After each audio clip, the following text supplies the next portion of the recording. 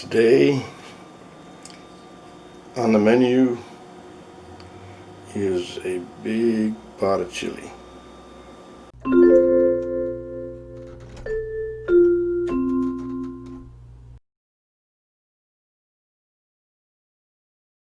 Today, this expat in the kitchen returns to the kitchen for the first time in a long time.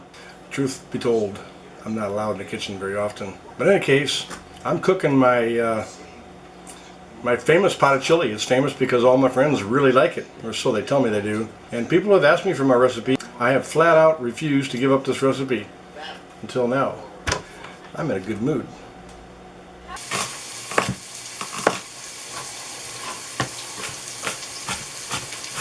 First thing I'm going to do is coat the bottom of the pan with some olive oil and throw my onions. I'm going to saute these onions until they're just nice and tender. Next thing I'll do is break up my ground beef. Add it to the pot. Let that soften up a little bit. And we're just going to brown this ground beef up chunky style. And in the meantime, I'm going to add a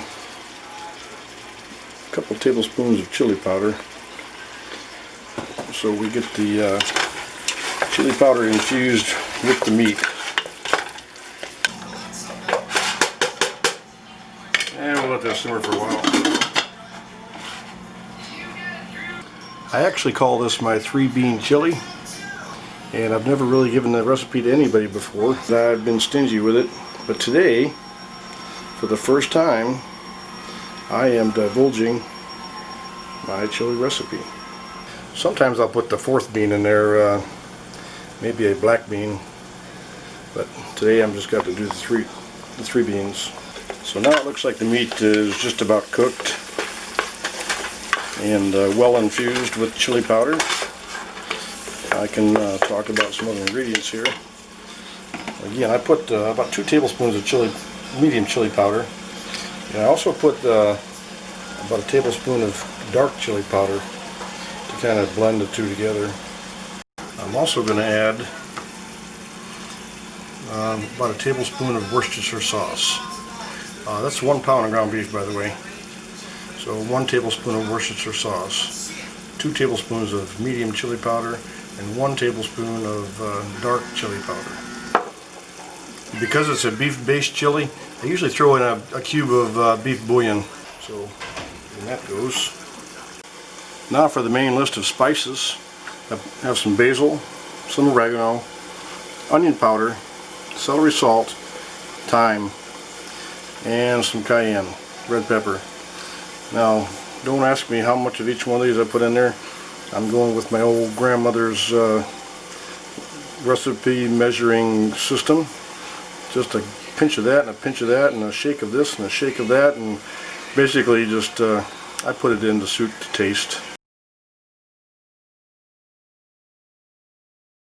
And at first I'll put all these in the hamburger while it's still stewing, and I'll stew the hamburger with the additional spices maybe for about 2 or 3 minutes, and then I'll add tomato sauce. That'll be my base. Okay, I like to use Hunt's tomato sauce. You can, because I like the flavor of Hunt's, you can use any flavor or any brand you want, but I guarantee it won't taste like my chili if you use something different.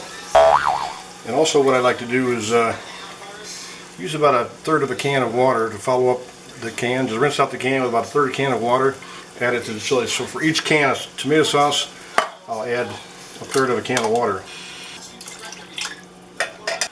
Now once my my base comes back to a simmer, then I'll add my beans. Now before I add my beans, what I'll do is I'll drain off the kidney beans and the white beans, and then rinse the can out with about 1/3 of a can of water again and add it to the chili. I do not, repeat, I do not drain Bush's chili beans. The whole can goes in. Kidney beans, dark red kidney beans is my preferred bean. Northern white beans, and Bush's mild chili beans. Again, I'll rinse each can of these with water, maybe about a quarter of a can or a third of a can at the most. Add it to the chili. Now remember, I've basically put each one of these spices in there already to construct my base, but I will later on, after all the ingredients are added, I might add just a bit of one of these or some of these just to bring the flavor up to par. Now, as you can see, I've got my base done. Basically beans and hamburger, and once I bring this back up to boil again or simmer, I'll go ahead and add my diced tomatoes. I don't like to add the diced tomatoes too fast because they break down with a lot of heat, so I want to still have them retain some texture. And we're ready to go with the tomatoes. And once again, I'll rinse these cans out with just a little bit of water, not much. Don't want to waste any flavor. I did forget to mention though that before I added the beans, just my base, I would usually test my base just to make sure I got the flavor close to where I want it. One, I'm going to add a little bit of French's yellow mustard, about a quarter of a teaspoon, not much. And if the mustard becomes too overpowering, then I will add about a teaspoon of sugar just to kind of smooth things down a little bit. It will take the bite off, but it won't destroy the flavor of the mustard either. So now that I've got the base done, tasting alright, I've got my beans and my tomato, diced tomatoes in there. Now I'm going to put the yellow mustard, not much. And I'll stir that in and do another taste test. Okay, that tastes good, but I might go ahead and add just a small teaspoon of sugar, just to take the bite off that mustard. Both of them are optional, of course, but I do like the tang that the mustard, French's mustard, provides. You gotta be careful with this because it will wipe out the taste of your chili. Now once this is all done here and bring back up to simmer, I will add my my celery and my chopped bell peppers. We only got green bell peppers today. Sometimes I'll put some red bell peppers in here, but for almost 30 years she didn't like my chili. Now she likes chili.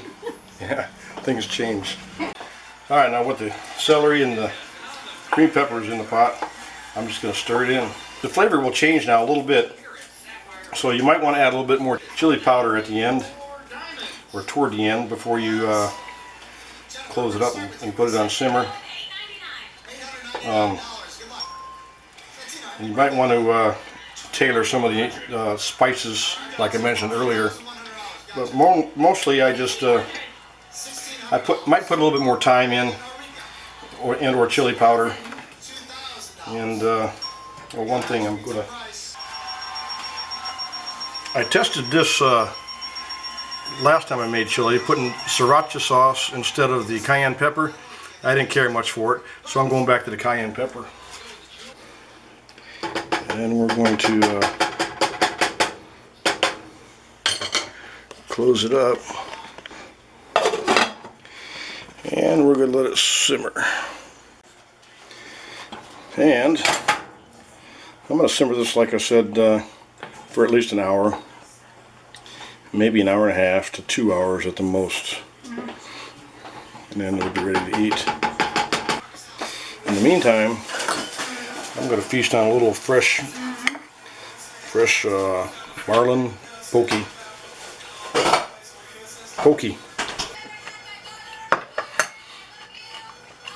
Woo! That's spicier than the chili. Can you smell it? I'm sure you can smell it.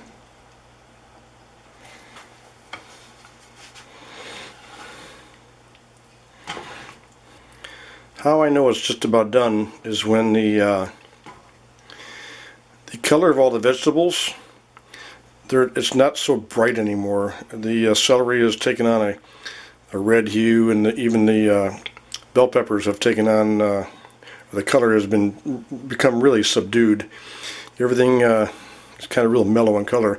It's not real bright and colorful like it was. So it's just about done, if it's not done already. It's been simmering for almost 2 hours.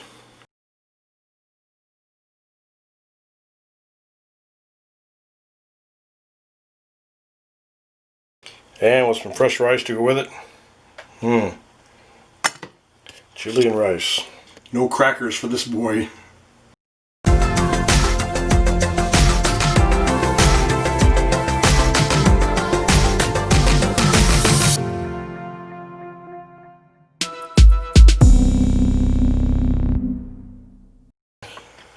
Sometimes I'll drink a little wine when I'm cooking the pizza. Sometimes I'll cook. Sometimes I'll use a little wine, drink a little wine while I'm cooking, because you can really mess up your palate. So between each taste test, a sip of wine will kind of help, which is very important.